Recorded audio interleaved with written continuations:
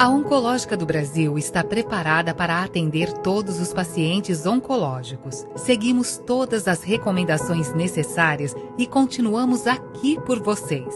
O câncer não espera, não interrompa o seu tratamento. Juntos, vamos vencer. Contamos com equipamentos modernos e equipe capacitada. A sua vida é mais importante. Marque sua consulta e continue seu tratamento oncológico. Ligue 3223-5800.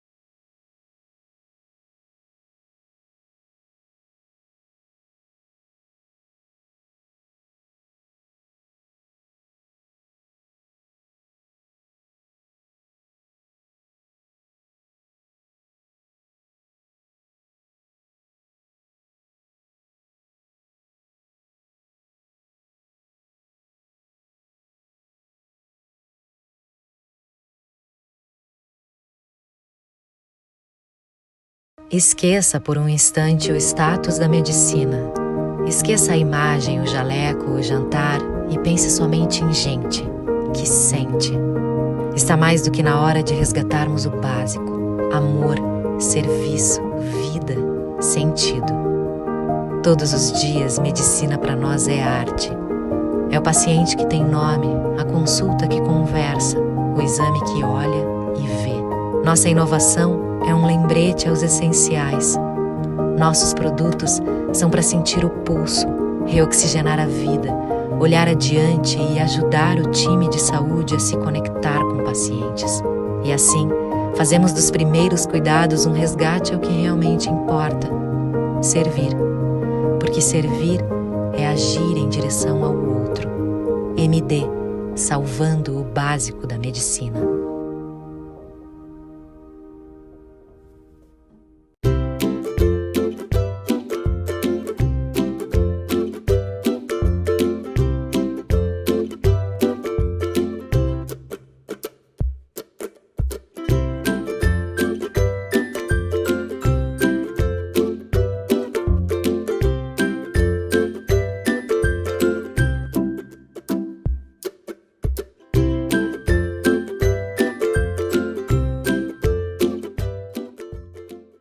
Agora, porque o Sanaflix veio para mudar o jeito como você estuda medicina e mudar para melhor.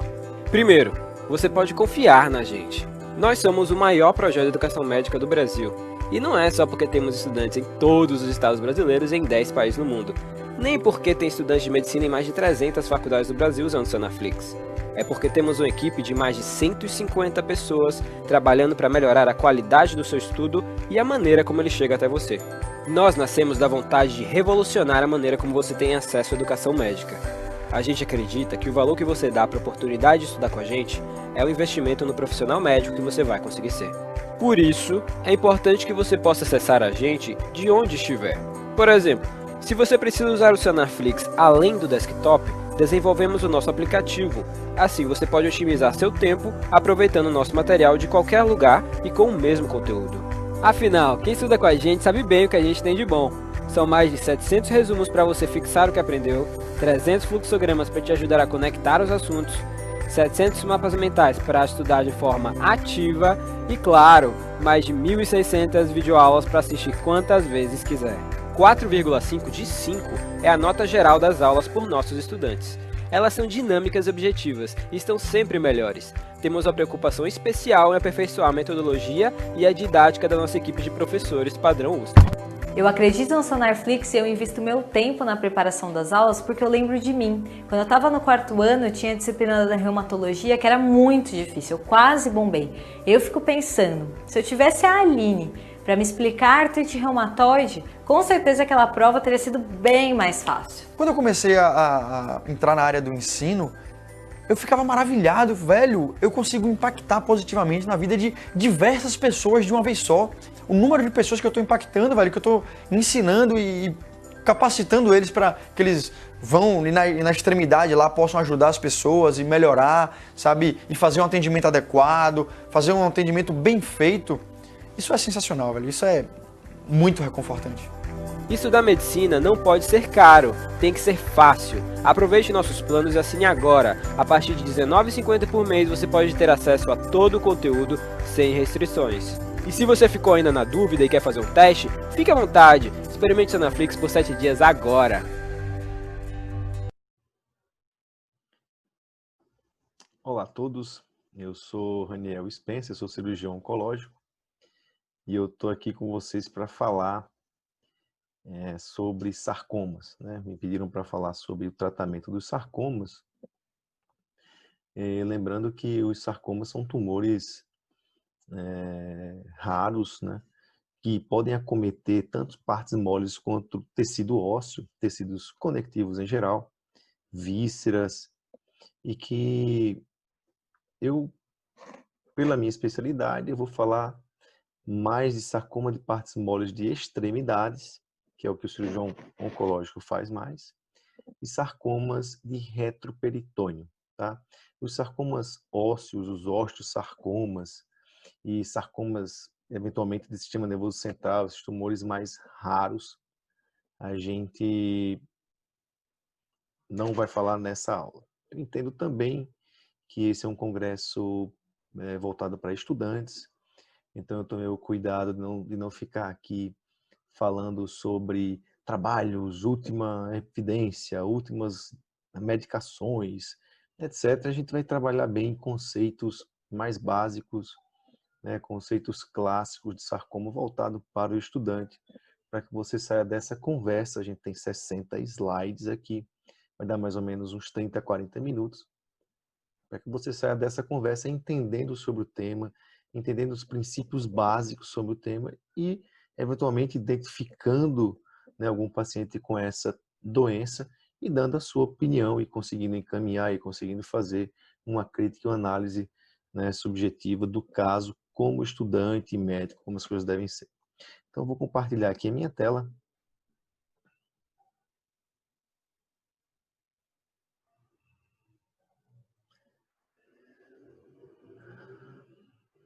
Queria agradecer à comissão organizadora pelo convite. Essa é uma oportunidade única de falar com os estudantes. A gente sempre está falando com médicos e outros profissionais que estão mais inseridos na área. Eu fiquei 10 anos, né, trabalhando num grande centro oncológico aqui em São Paulo. Eu tenho toda a minha linha de pesquisa, doutorado em sarcomas. Tá? Então, primeiramente, a gente vai entender um pouco melhor o que é essa doença, né? A gente sempre ouve falar assim, lipossarcoma, leiomiossarcoma que vem dos músculos, ou lipossarcoma que vem da gordura, ou osteosarcoma que vem do osso. Na verdade, ele não vem dos órgãos, né? Ele surge de uma célula mesenquimal primitiva única. Essa célula sofre uma mutação e, a partir desse clone único, se desenvolve o tumor. É lógico que a linhagem, né, embrionária, por exemplo, muscular, ela envolve aquela região e naturalmente uma célula totipotente mesenquimal localizada na coxa, a tendência dela é que ela seja parecida com o músculo, né? Porque ela, do ponto de vista embriológico, se localizou ali. Mas isso não impede, por exemplo, que você tenha um lipossarcoma no rim, ou um lipossarcoma, um leiomiossarcoma no útero, ou um lipossarcoma na coxa. Então, ele não vem dos tecidos moles, ele se desdiferencia em algum tecido mole. Então, você pode ter um condrosarcoma, né, que lembra a cartilagem, num tecido de partes moles, por exemplo. Então, um conceito também interessante é o seguinte: antigamente, por exemplo, tem um sarcoma muito conhecido que chama sarcoma sinovial ou sinoviosarcoma. Se acreditava que ele vinha das articulações, do espaço sinovial. Na verdade, não tem nada a ver. Ele é um tumor que é próximo às grandes articulações, principalmente coxa, né, distal, o terço distal da coxa, e que por estar naquela localização, ele recebeu esse nome, mas ele não tem nada a ver com sinóvia, não tem nada a ver com tecido sinovial. Simplesmente ele tem esse nome, ele pode ser monofásico, bifásico, e é sempre considerado um sarcoma de alto grau. Então você pode cair nessas pegadinhas quando você pensa muito sobre o nome. Lembrar também que os sarcomas em geral podem ter células que não se parecem com nada, e você chama de sarcoma pleomórfico, de fibrosarcoma, e isso também gera uma certa confusão. Então, se a gente entender que ele vem de uma célula única, mesenquimal, primitiva, se desdiferencia e segue o seu caminho, ele é um tumor raro, né? Um tumor muito raro, mas que em grandes centros você termina vendo com mais frequência. Uma outra coisa é que a localização dos sarcomas de partes moles, ela varia, né? Mas ela é muito mais prevalente nos membros. Então, se a gente pegar os membros superiores e inferiores, eles contabilizam cerca de 50% a 60% dos casos. O tronco e o retroperitônio, eles contabilizam 30% a 40% e cabeça e pescoço 10%. Isso varia um pouco, por exemplo, de acordo com a idade, né? Os sarcomas de cabeça e pescoço e linha média de tronco são mais comuns na fase mais de infância e de membros nas fases mais adultas. Né, os tipos mais histológicos mais comuns, esses variam de centros para centros, mas sempre vou ouvir falar em pleomórfico, sarcoma sinovial e retroperitônio lipossarcoma. A gente precisa, aqui partindo, eu sou cirurgião e a gente vai falar um pouco mais sobre cirurgia, então a gente precisa entender que durante o processo de evolução do tratamento do sarcoma, a cirurgia sempre esteve no centro, né? Mas isso não quer dizer que ela não tem aliados. Então, ela é a principal modalidade de tratamento ainda, né? Apesar, a gente vai discutir bem sobre o papel da cirurgia, mas ela tem um papel fundamental. Um paciente bem operado, onde não há ruptura do tumor, uma ressecção adequada, ele tem uma chance de sobrevivência e de recaída bem melhores. Lembrar também da importância dessas margens negativas. Então, existe todo um planejamento quando você tem um paciente com sarcoma, no intuito de adquirir sempre as margens negativas. O sarcoma, a gente vai ver uma foto lá na frente, tem uma pseudocápsula tumoral, uma cápsula inflamatória, e quem conhece pouco a doença termina indo muito junto a essa cápsula, e essa cápsula pode ter células tumorais. Então, o ideal é que você vá sempre um pouco além dessa cápsula. E como eu falei, ao longo da história foram se juntando, né, pessoas e áreas tratando. Se a gente for um pouco mais amplo, a gente tem fisioterapeutas, tem nutricionistas, então tem pessoas envolvidas na reabilitação, no preparo da cirurgia, isso para o tratamento dos sarcomas. Mas se a gente for falar em 3 grandes pilares, a cirurgia como principal, a radioterapia, vamos dizer assim, como segundo principal, e a quimioterapia vem em terceiro lugar, para fechar aqui a equipe que trata dessas doenças. Uma coisa importante também é que, assim, apesar de muitos tipos de sarcoma, imagina quantos tipos surgem, tem sarcomas da parede dos vasos, tem sarcomas que dão origem a células neurais, tem sarcomas que se parecem com melanomos, sarcomas de células claras, então são mais de 50 subtipos de sarcomas.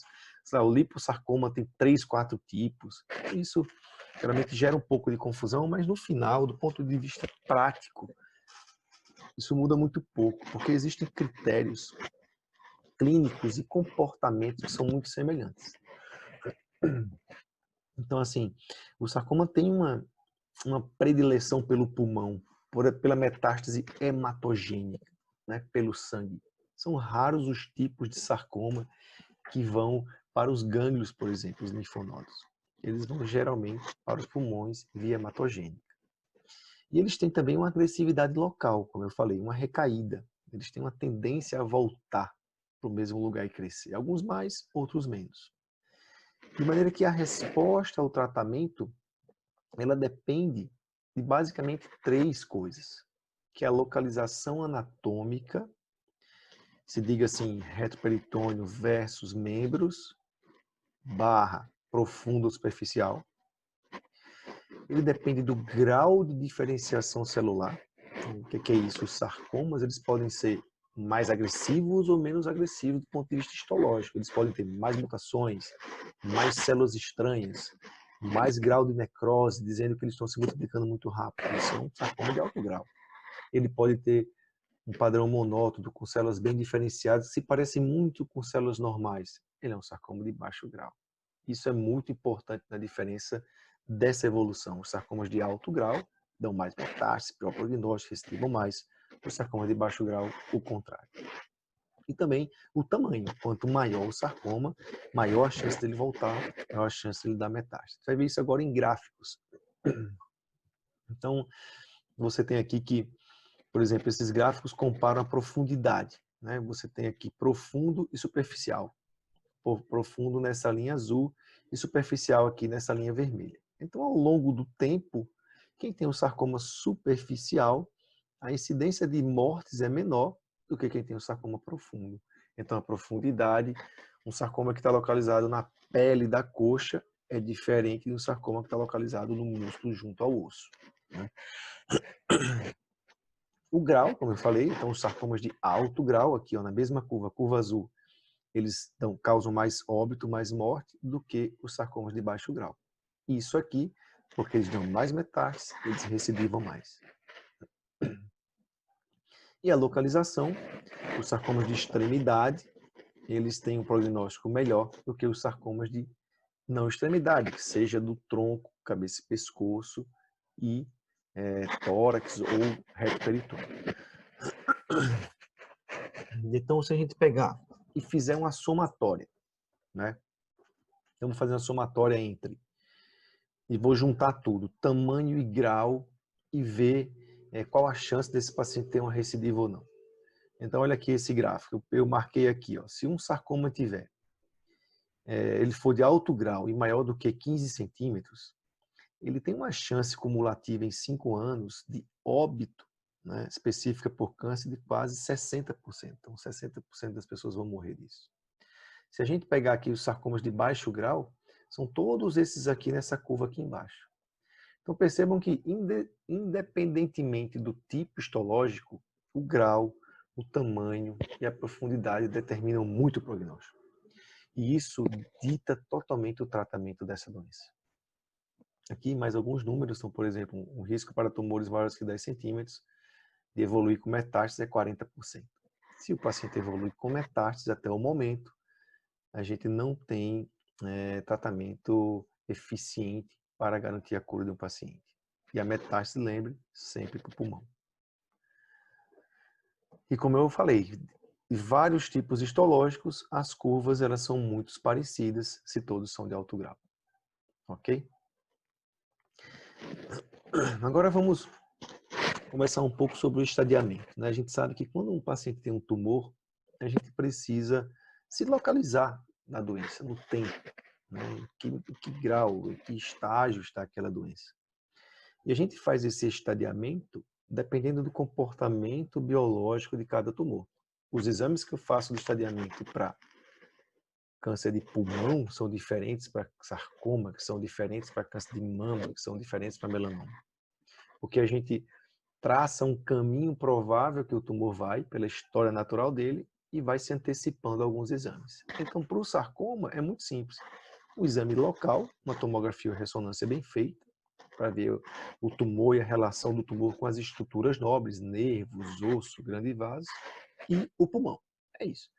São algumas exceções, não vou ficar aqui me detalhando em exceções, mas algumas exceções que você faz um tomo de abdômen para ver um reto peritônio ou um tomo cerebral para ver alguma coisa a mais. Mas aqui é pelo menos uma tomografia de pulmão, principalmente em tumores de alto grau. Então você viu tudo isso, classificou, então existe uma classificação em estágios, cada estágio desse é determinado pelo tamanho, né, você vê aqui mais ou menos, e o grau, né, isso tem algumas mudanças, mas e o grau que determinam esse comportamento.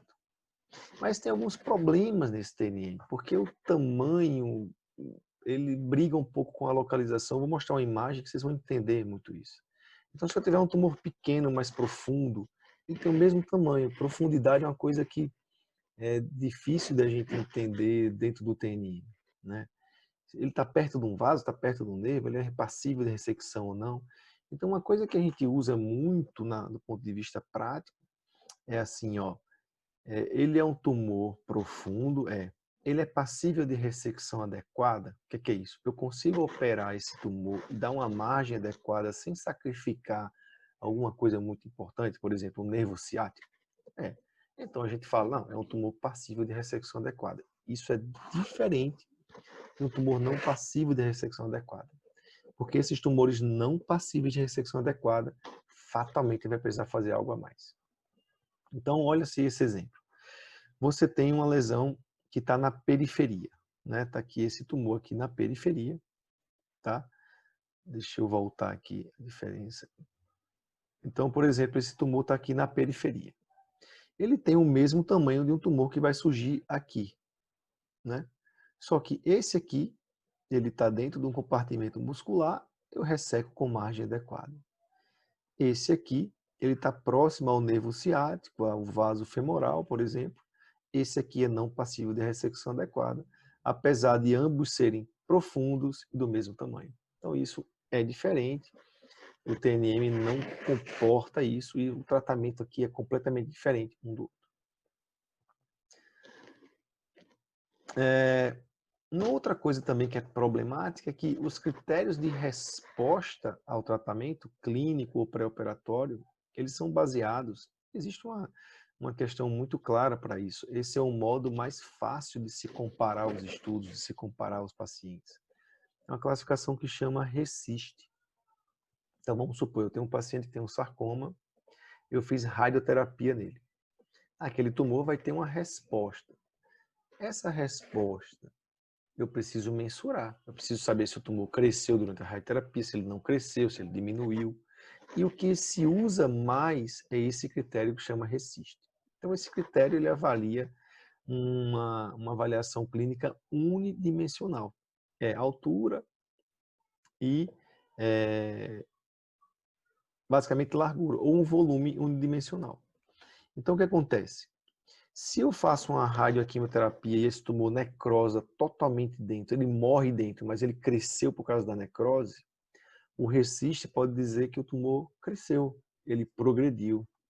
E eu fico meio perdido porque eu vou tentar me antecipar na cirurgia. Será que eu paro de fazer a radioterapia e opero logo? Será que eu troco a quimioterapia? Então, quem está fazendo esse tratamento pré-operatório, eu vou falar um pouco mais sobre isso, tem que ter experiência para entender que muitas vezes uma progressão, ou seja, um aumento maior do que 20% no tamanho do tumor, não necessariamente é uma progressão real, porque dentro ele está totalmente necrosado. Tá? Então, se ele responde, se ele diminui, ótimo. Se ele não responde, a gente tem que avaliar alguns outros critérios. Sintomas, tem necrose, eventualmente até tem serviços que fazem PET scan para ver a captação. Então, a gente tem que ter experiência para avaliar isso.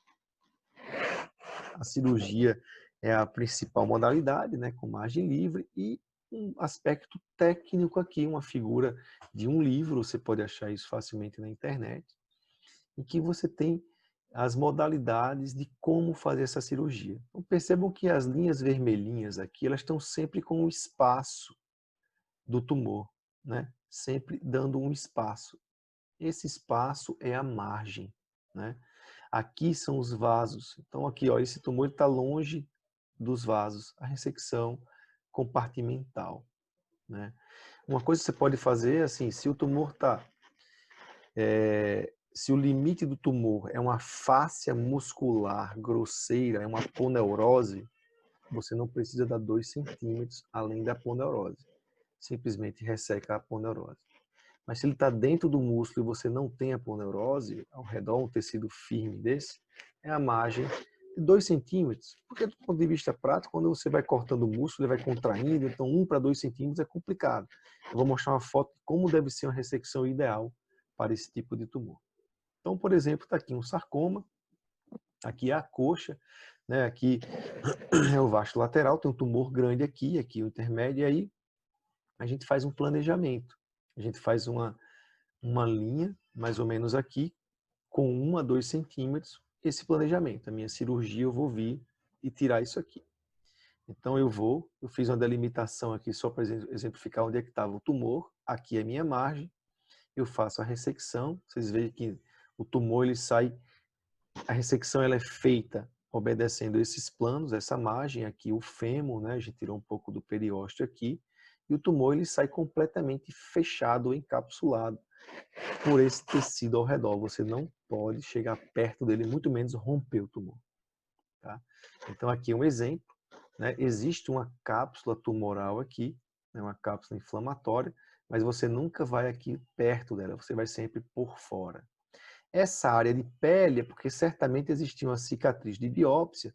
Toda cicatriz de biópsia, se você fez uma biópsia incisional por um corte, você vai lá e tira ela junto, né? Ou se a pele está comprometida, ou se ela é muito fina, você tira ela junto. Se a lesão é profunda, não necessariamente você precisa tirar a pele. Ok? Então até aqui o que é que a gente viu?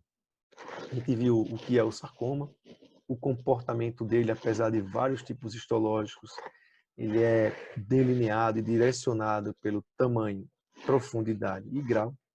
A cirurgia é o principal tratamento e ela obedece às regras de ressecção com margem negativa. Lembre desse termo, passivo de ressecção adequada, não passivo de ressecção adequada. E a gente viu também que os sarcomas de alto grau têm uma maior probabilidade de metástase. E aí a gente entra nesse slide aqui, né? Esse slide aqui é o seguinte, ele permeia toda a oncologia, né? Então existem algumas hipóteses de disseminação tumoral. A primeira hipótese que surgiu ao longo da história foi a hipótese halstediana. Então o Halsted, quem tem familiaridade com isso, sabe que foi aquela cirurgia da mama, né? Que você tirava toda a mama, a musculatura, os linfonodos, os gânglios, a paciente ficava com aquele braço inchado, porque ele entendia que uma bomba local, um tratamento agressivo local, ele garantia o sucesso como um todo, né? Então a hipótese halstediana é muito mais local, agressividade local, porque ele entendia que a doença tinha que ser tratada, inclusive com suas drenagens, de uma maneira mais agressiva. Isso ainda é válido para algumas coisas, mas nem tanto para outras. Aí veio a hipótese fischeriana que dizia, não, independente disso, existem células circulantes. O tumor, ele é sempre uma doença sistêmica desde o começo. O corpo humano, ele fica ali cuidando, matando essas células que se disseminam, mas se a gente coletar no sangue, vai ter célula tumoral circulante. E isso fala a favor da doença ser sistêmica. Então não precisa você ser tão agressivo do ponto de vista local. Você tem que fazer o necessário, e o necessário junto com algum tratamento sistêmico. Então essa ideia é fischeriana. Mas existe um terceiro paradigma, que é um espectro biológico de disseminação, né? Existem tumores que têm uma predisposição a seguir esse fluxo. Por exemplo, carcinomas espinocelulares, eles têm um fluxo meio determinado, sabe? Ela é a boca, por exemplo, o linfonodo, depois metapulmonar. Então, se é muito agressivo do ponto de vista de dissecção linfonodal, radioterapia, cirurgia, né? Mas se a gente pegar, por exemplo, tumores de mama, não, ou melanomas, não. Então, existem isso aí, você tem que conhecer qual tipo. E o sarcoma, ele é uma doença agressiva do ponto de vista sistêmico, né? Se ele é alto grau e ele é grande, a gente tem que se preocupar muito o que fazer do ponto de vista sistêmico. Isso é tão importante que a gente vai passar por um passo importante aqui da nossa conversa, que é o seguinte. Antigamente amputavam as pernas das pessoas, os braços das pessoas, porque tinham sarcoma, porque acreditava que sendo agressivo localmente, você ia garantir o sucesso. E o que se percebeu, o que esse slide está falando é que, independente de você amputar um membro ou preservar um membro, aliás, quem amputava o membro, a sobrevida era pior. Então, ser muito agressivo, amputando o membro das pessoas, não garantia o sucesso da sobrevida, muito pelo contrário, morria mais gente. Então, ou os pacientes que eram amputados tinham doenças piores, que não dava para salvar o membro, você terminava amputando, eles iam pior, né? Ou simplesmente é um aspecto biológico da doença. E aí surgiu a ideia, eu vou mostrar um slide do Dr. Rosenberg na década de 80, ele surgiu com a ideia de que falou assim, poxa, já que eu sei que amputar e preservar o membro não vai mudar muita coisa, a gente vai agora melhorar essas margens para que eu consiga preservar mais membros. E ele propôs fazer radioterapia. A gente vai chegar nesse slide, mas a radioterapia entrou nesse cenário para esterilizar as margens, para que o cirurgião, quando o tumor encostasse no nervo ciático, em vez de ele dar a margem do nervo, ele podia ir rente ao nervo, desde que ele fizesse radioterapia. E existe uma briga entre fazer radioterapia antes da cirurgia e depois da cirurgia, e esse é um slide que mostra isso. Quais são as vantagens de fazer antes, as vantagens de se fazer depois, e sempre a gente está conversando com o radioterapeuta, com o paciente, com o oncologista, dependendo do tamanho da lesão, da localização, da sequela, da idade da paciente, e alguns fatores, para a gente saber qual preço a gente vai pagar, se a gente vai fazer a radioterapia antes ou depois.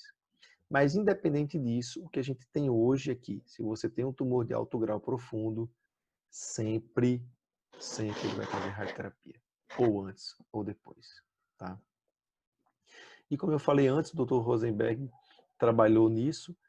Se a gente tem pacientes que amputaram um membro ou preservaram um membro, a sobrevida é igual, essas são as curvas de sobrevida.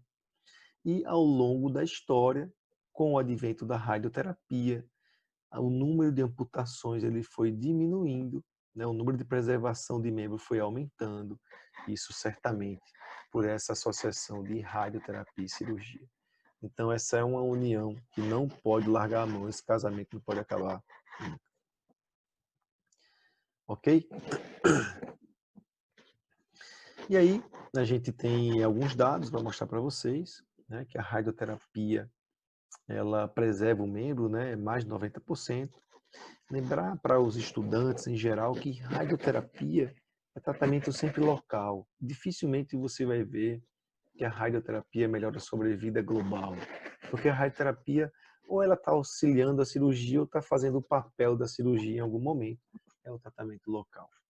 Ela sofre de um preconceito, porque sempre que a radioterapia entra quando a cirurgia não pode fazer, então ela sempre entra em casos piores em que eu não consigo operar, então ela não consegue nunca se aproximar da cirurgia. Ela é um pouco... E existem as limitações também dos tecidos ao redor, então as doses que seriam máximas muitas vezes não conseguem ser dadas. Mas a radioterapia tem um problema, né? Um problema, principalmente quando ela é feita antes, que ela danifica todos os vasinhos lá e na hora da cicatrização da pele, ela prejudica a cicatrização da pele. Então, ela pode complicar a ferida operatória em até 40%. Então, imagina só, quase metade dos pacientes que se operam que fizeram radioterapia antes vai ter problema com a ferida operatória. Vai ter seroma, vai ter infecção, vai ter deiscência. E imagina se você pensou em fazer alguma quimioterapia, aí atrasou toda a quimioterapia porque o paciente está tratando daquela infecção de ferida. Então, esse é o preço que se paga fazendo antes. Mas você faz menos dose e você evita complicações fisiológicas, motoras do paciente, né, de função. Porque quando você faz depois, você irradia uma área maior, causa mais fibrose, então o paciente tem mais problema de função. Então, a gente está sempre brigando com isso, mas guarda esse número, uns 40% de complicação de ferida. Guarda esse número aí. E aí vem o tratamento da quimioterapia, o tratamento sistêmico. Né? O tratamento sistêmico da quimioterapia, qual é o objetivo dele? Ora, se o paciente não tem uma doença metastática, e eu fiz já a cirurgia com a radioterapia, por que eu vou dar quimioterapia para ele? Porque, como a gente conversou, os sarcomas de alto grau, principalmente profundos e grandes, eles têm uma chance muito alta de até 60% de dar metástase à distância. Então, eu preciso oferecer alguma coisa para reduzir essa metástase. E a principal quimioterapia que surgiu foi a doxorubicina e fosfamida na década de 70. E essa droga surgiu nessa tentativa de diminuir a metástase. Então, a gente fazia radioterapia, operava e dava quimioterapia depois. E tem um monte de trabalho, alguns mostrando algum benefício, alguns mostrando outro benefício. Tem um grupo italiano que mostra um benefício maior, sempre as revisões deles mostram um benefício maior, eles são muito favoráveis com a quimioterapia, outros nem tanto. Mas a gente não sabe ainda quais são os pacientes realmente que se beneficiam da quimioterapia. Existem alguns subgrupos, alguns subtipos, mas a gente não sabe muito ainda, tá? Mas a quimioterapia certamente tem um papel isso. Ela foi usada há muito tempo como adjuvante. Então tem muitos trabalhos falando de quimioterapia, de alguns esquemas, né? Vários trabalhos, está aqui alguns deles citados. Mas esses trabalhos têm muitos pacientes com vários tipos de tumores, vários tamanhos, de reto peritônio, de cabeça e pescoço. Então é difícil você saber qual aquele grupo que se beneficia. Então os trabalhos são heterogêneos. A gente sabe que tem um benefício, mas a gente não consegue identificar bem quem são esses pacientes que a gente tem que fazer quimioterapia. Lembrar que essa quimioterapia não é brincadeira. Cai cabelo, deficiência de imunidade, interna por neutropenia febril. Então, a gente tem que saber escolher bem esses pacientes, né? E aqui tem uma informação importante. O que se viu muito é que nos tumores de alto grau dos membros maiores do que 5 a 10 centímetros, parece que o benefício é maior. Então, isso é uma coisa meio fórmula de bolo, sabe? Chega um paciente com sarcoma de alto grau profundo, maior que 5 centímetros, ele vai ganhar radioterapia antes ou depois, cirurgia e quimioterapia antes ou depois. Mas os 3 ele vai ganhar em algum momento. Tá? E aí, quando tentou se juntar rádio com quimioterapia, deu muita toxicidade, a gente não conseguiu fazer isso, mas tá aí essa fórmula, né? E aí alguém pensou assim, poxa, se a gente tem um sarcoma que dá muita metástase, se eu faço radioterapia antes e pode ter muita infecção de ferida, não consigo fazer a quimioterapia depois. E se eu fizer a quimioterapia antes e não a rádio? Né? Se eu começar com a quimioterapia neoadjuvante, o tumor pode crescer, eu não posso operar, mas em compensação eu estou fazendo quimioterapia e combatendo as metástases, que são a principal causa de morte do paciente. Então, alguns trabalhos começaram a surgir nesse sentido, com o objetivo de melhorar a margem cirúrgica até combater essas micrometástases que estão circulando, né, no paciente de forma precoce, e também avaliar alguma resposta em vivo do tumor. Ora, se eu faço a quimioterapia ou opero o tumor, eu consigo pegar o tumor e saber se o tumor está completamente morto ou vivo. Então, eu faço uma avaliação de resposta, né? Então, uma campanha tentando trazer essa quimioterapia para antes. Tem um estudo que tentou fazer isso, mas ele não se completou, mas essa é uma ideia que, apesar desse estudo, ninguém tentou repetir o estudo. A gente sempre analisa, a gente acredita nisso, começou a fazer assim. Para você ter ideia, tem estudos que comparam 3 versus 5 ciclos fazendo antes, mas nunca se comprovou que fazer antes é. Então, ainda é um pouco controverso, mas a gente acha nisso. Realmente, quem faz isso entende um pouco dessa maneira, né? Uma coisa também que se fala muito é, caramba, eu faço a quimioterapia, eu avalio a resposta, ou eu seleciono os pacientes para isso, né? Ou eu vou tentar encontrar alguma coisa genética, algum subtipo e fazer uma quimioterapia específica para algum tipo de sarcoma e isso vai ter benefício. Então, como é que se começa isso? Das doenças metastáticas. Começa a fazer a primeira linha de química, é doxorubicina, aquele remedinho de sempre. Aí a doença começou a crescer, aí trocaram por outro remédio. No leiomiosarcoma de útero, esse funciona. No liposarcoma mixoide, esse funciona. No sarcoma sinovial, altas doses de fosfamida. Então começaram a tentar fazer isso, parecido com outras doenças, por exemplo, câncer de mama, que tem muito receptor hormonal, isso e aquilo. Então, em vez de você basear sempre em localização, tamanho, grau histológico, por que não tentar escolher os subtipos de sarcomas especificamente e fazer uma quimioterapia para cada específico, né? O que seria uma terapia mais personalizada pelo tipo histológico específico. Você tentou fazer isso, isso é a ideia que realmente é uma ideia que vislumbra, né? A gente, poxa, legal, uma ideia bacana.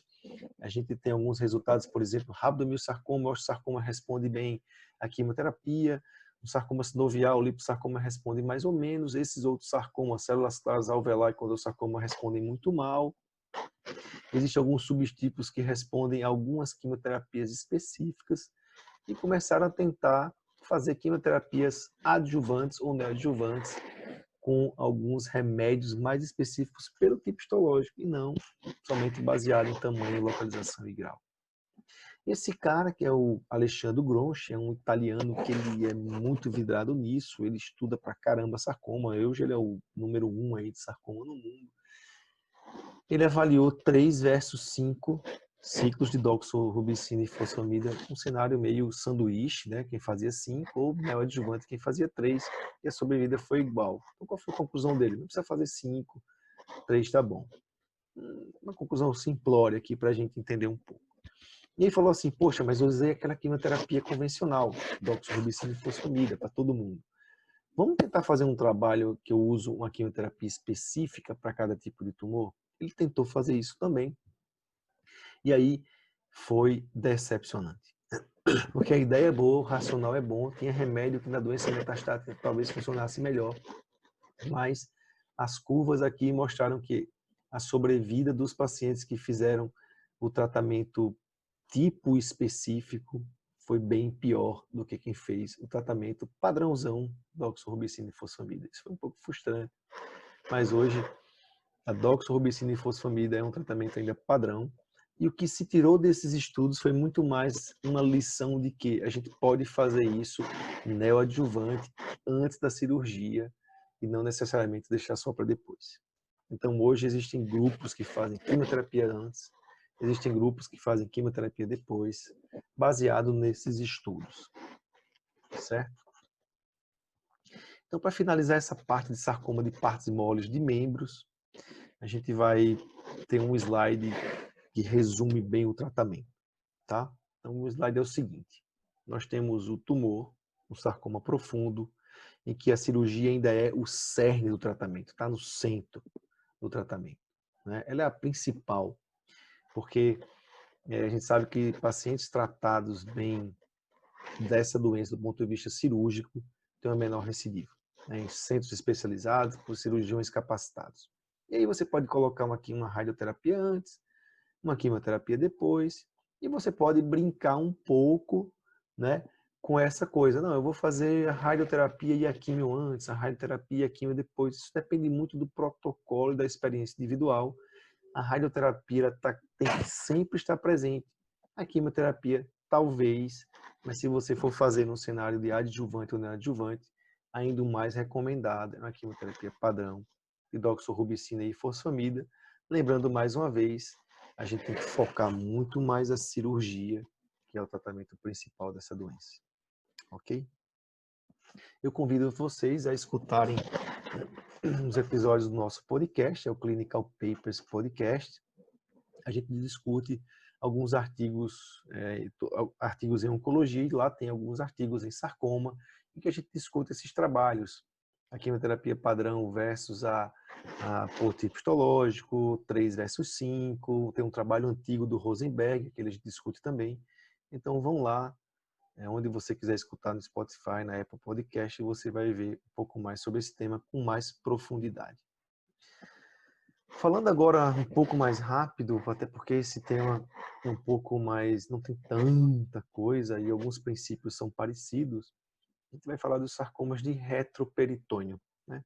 São sarcomas também de partes moles. Aqui eu não vou falar de sarcomas viscerais, tá? Não é sarcoma renal, nada.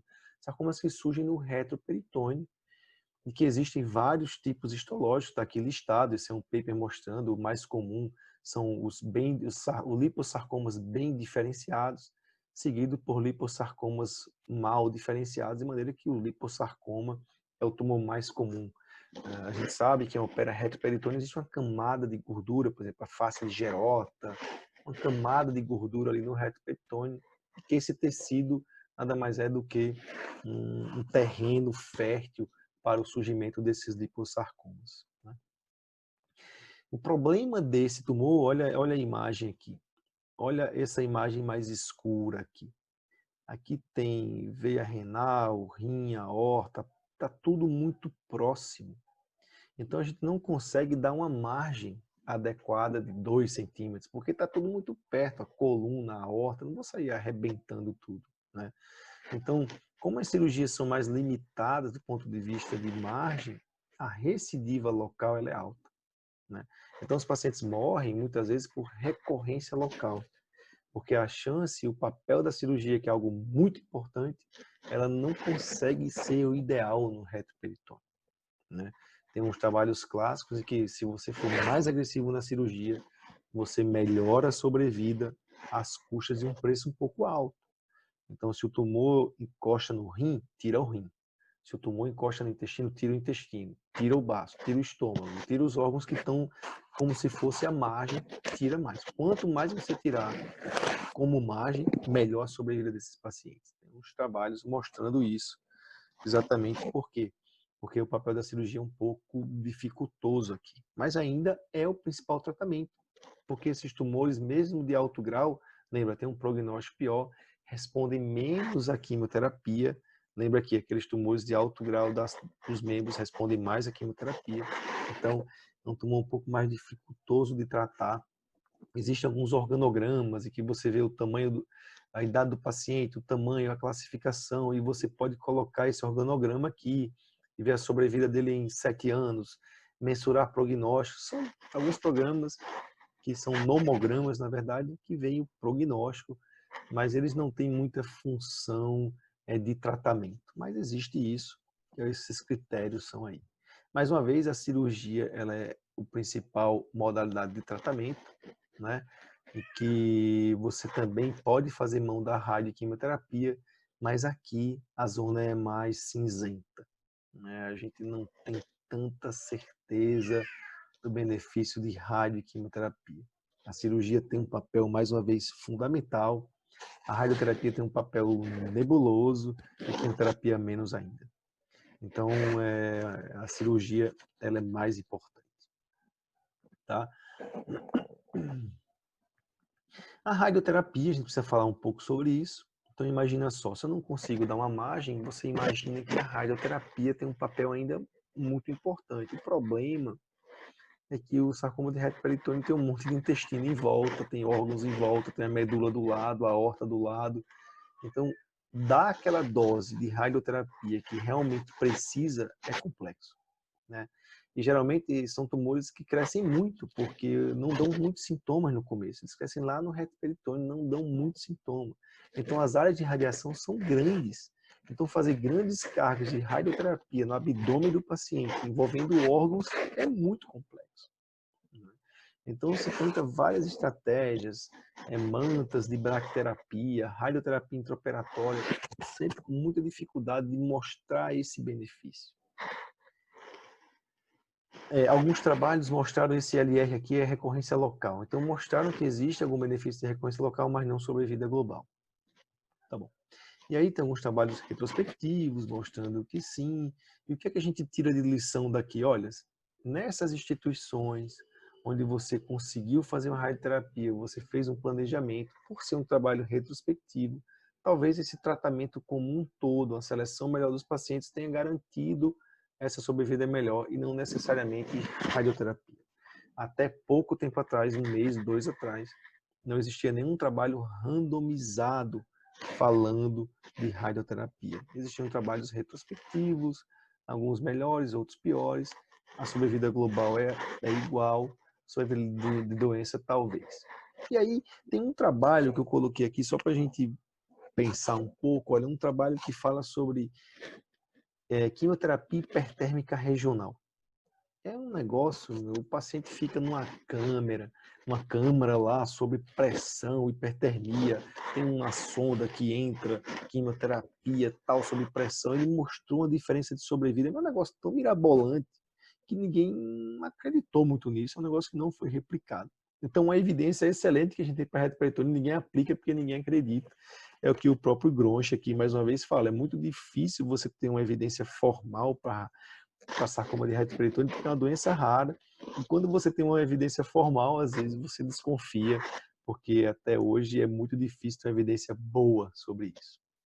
Existe um grupo transatlântico, esse grupo cada vez mais forte, né? Esse aqui é o Rafael Poli, que já tive com ele na MD Anderson, o próprio Gronch, tem um pessoal bacana aqui, o Gronch está aqui, a Silvia Bom Valor, que fala muito de reto peritônio, então tem um pessoal, o Cardano está aqui também, então que a gente, eles se juntaram, né, para tentar fazer estudos multicêntricos grandes, para tentar tratar essa doença. E uma coisa interessante é que os pacientes que são tratados por hospitais desse grupo têm sobrevida melhor. E aqui o CIR, que é um banco americano, geralzão, tem sobrevida pior. Então, será que esses profissionais, esses centros que tratam o paciente de uma maneira geral, isso influencia muito mais do que fazer não radioterapia, fazer não quimioterapia? Mas se você fizer no paciente correto, se você selecionar correto, talvez isso tenha muito, quer dizer, talvez não, isso tem muito mais impacto do que simplesmente radioterapia versus não, quimioterapia versus não. É o tratamento como um todo em um centro especializado por profissionais que entendem do assunto. Então, os pacientes são tratados nesse grupo transatlântico na sobrevida melhor. Olha que interessante.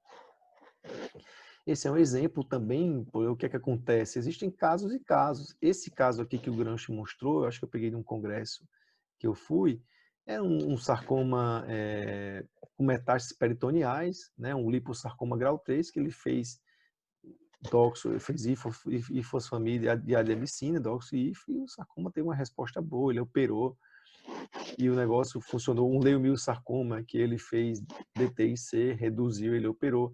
Então você tem alguns casos que respondem, o difícil é saber quem, e vai fazer para todo mundo essa químio, não vai? Então, inclusive esse ano ele está fazendo um estudo randomizado com quimioterapia neoadjuvante para sarcoma de reto peritônio. O trabalho, que era o trabalho que todo mundo esperava, que era da radioterapia pré-operatória, foi um trabalho negativo. Mas a gente tem críticas severas sobre esse trabalho.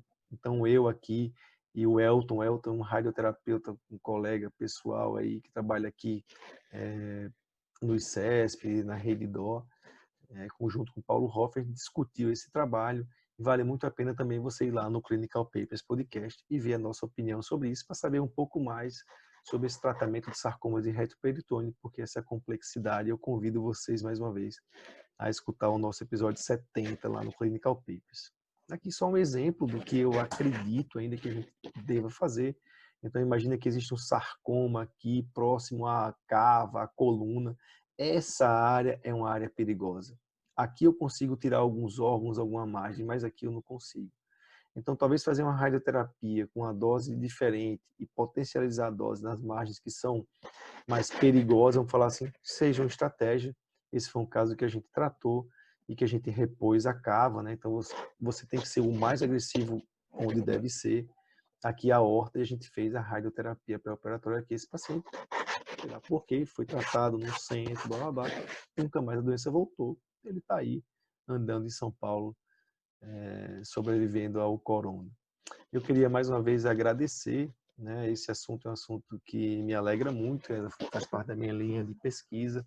Eu queria agradecer a comissão organizadora, aqui está o meu e-mail, você também pode me encontrar nas redes sociais. Se tiver alguma dúvida, alguma pergunta, eu tenho muito prazer em tirar, né? E fiquem à vontade para alguns questionamentos online, e-mail. A gente está por aí, se quiser meu telefone também eu passo, não tem problema. Eu espero que vocês tenham compreendido. A ideia foi sempre passar essa mensagem para o estudante de medicina e não necessariamente estar aqui discutindo gráficos e artigos. Vão lá no podcast. No podcast existem essas discussões desses artigos de uma maneira mais profunda, inteligente, com um jeitinho mais prático que vocês vão gostar. Obrigado e a gente se vê numa próxima oportunidade.